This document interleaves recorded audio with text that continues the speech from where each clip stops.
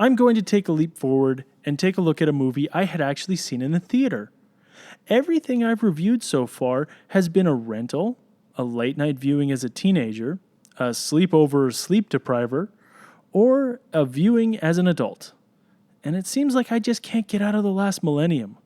The most current movie that I have reviewed is the Blob 1988 remake, followed by Godzilla 1984, then Beware of the Blob from 1972, then Blob 1958, and finally It Came from Beneath the Sea in 1954. Well, I can't fully get out of last century, but I can get close with a 1999 remake of The Mummy starring Brendan Fraser. I saw this with some friends when I was 17. We saw it in the cheap seats as a midnight feature, and man did we love it, but there'll be more on that later.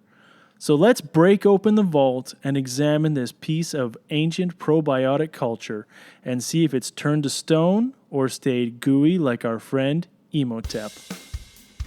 The movie starts off with a dramatic retelling of the story of Imhotep and his affair with Anuk-Sunamun. The two assassinate Pharaoh Seti I, and before the royal guards can catch Imhotep, Anuk-Sunamun kills herself. Imhotep brings her to Hamunaptra to perform a forbidden ritual that will bring her back from the dead.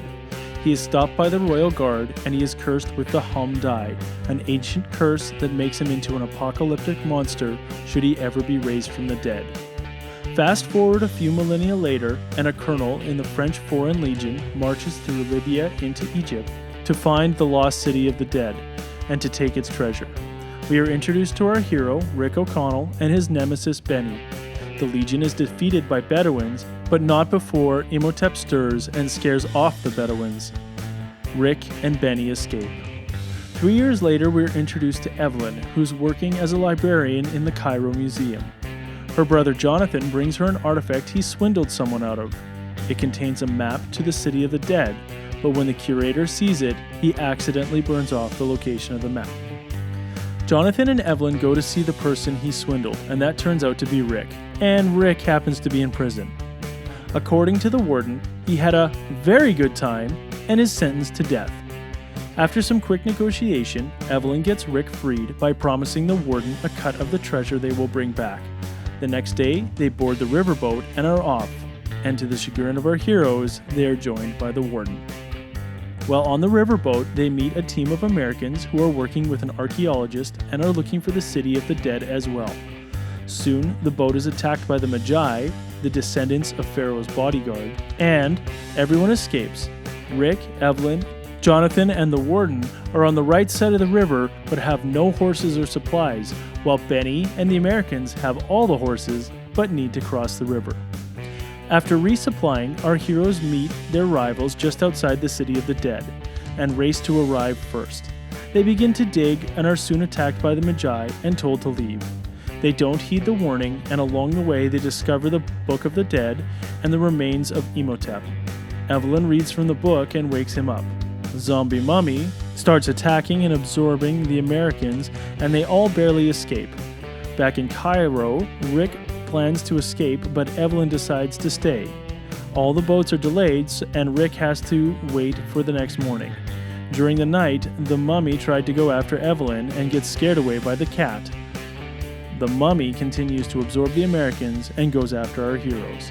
The heroes go to the museum and try to locate the Book of Amun-Ra from a Rosetta Stone, while spellbound people attempt to capture them. After a quick game of cat and mouse, the heroes are cornered. Evelyn surrenders herself to the regenerated Imhotep. The rest narrowly escape and hire a plane to fly to Hamunaptra.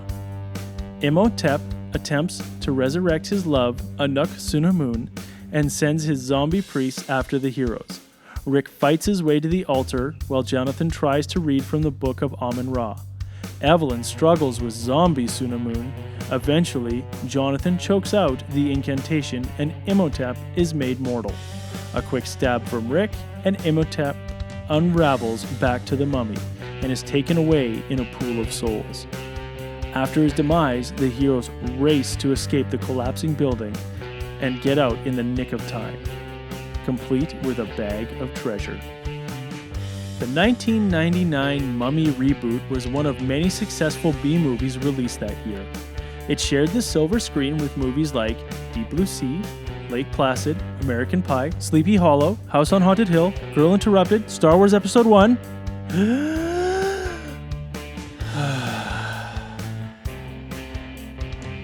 Man, 1999 was a good year for movies.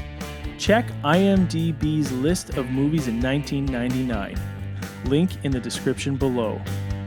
I remember 1999 being the year when everything was about the new millennium, so there was a big push to get these movies out. So how does a B-movie reboot stand out against some of the most iconic movies of the 20th century?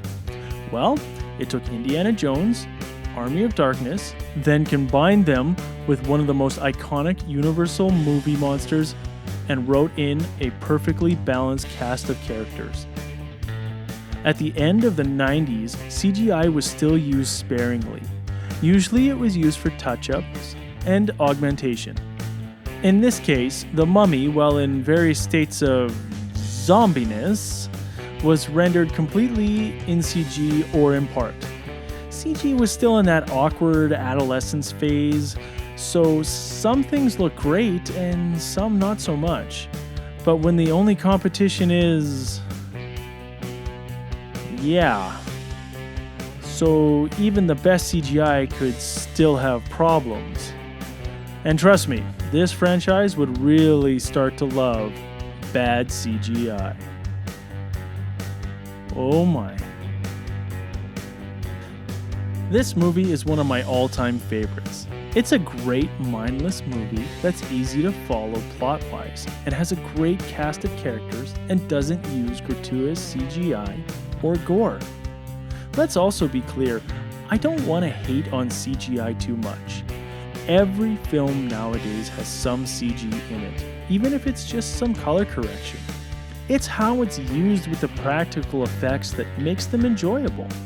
The light-hearted nature of the story is one of the strongest parts of the movie. It creates its own mythology that closely parallels actual history and manages to walk the line between action-adventure, horror, and comedy. My favorite scene of the whole movie is when Brendan Fraser screams back at the mummy and blasts him with a shotgun. If that 2-minute scene was the trailer, you would know everything you need to know about the movie. It's spooky, it's action, it's funny. There's also like 3 scenes where a guy is on fire. Fun fact about me, in about 90% of all movies when someone's on fire, I will openly laugh at the screen. Unless, of course, the context is more serious. I also mentioned before the similarities to Army of Darkness and the Evil Dead series, so here's some similarities between the two movies. In both movies, the undead are awakened by reading from a book. The main character is more brawn than brains. Shotguns? Come on, you gotta have a boomstick. There's a fight with skeletal minions, the elongated O face, and in a blink and miss it moment during the chase scene in the car, Evelyn does a Three Stooges eye poke, and any fan of Evil Dead knows that all the stuntmen were credited as fake shemps.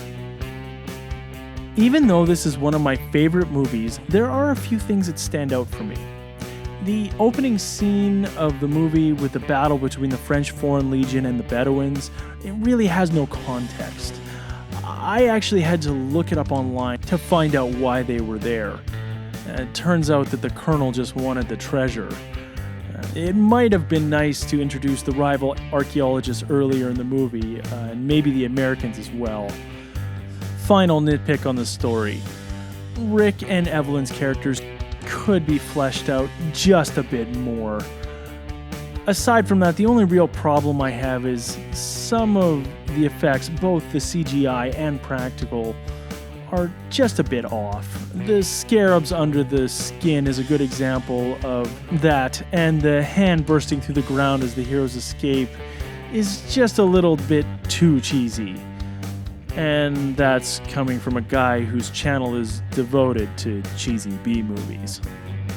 Despite these minor complaints, the 1999 reboot of The Mummy is chock full of curdy goodness. I give it an A+. A spectacular slurry of action spectacles, complete with lumps of humor and curds of horror. My name is Ryan. Thanks for watching. Don't forget to like, share, and subscribe. And remember, you can't spell cheese without a B.